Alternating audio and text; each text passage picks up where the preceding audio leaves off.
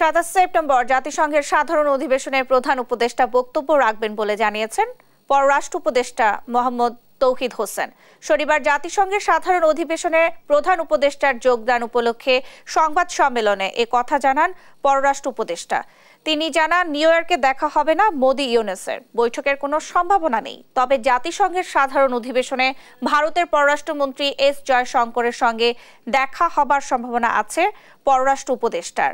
ব্যয় সংকোচের জন্য এবার জাতিসংঘে সীমিত সংখ্যক প্রতিনিধি যাচ্ছে বলেও জানান তিনি।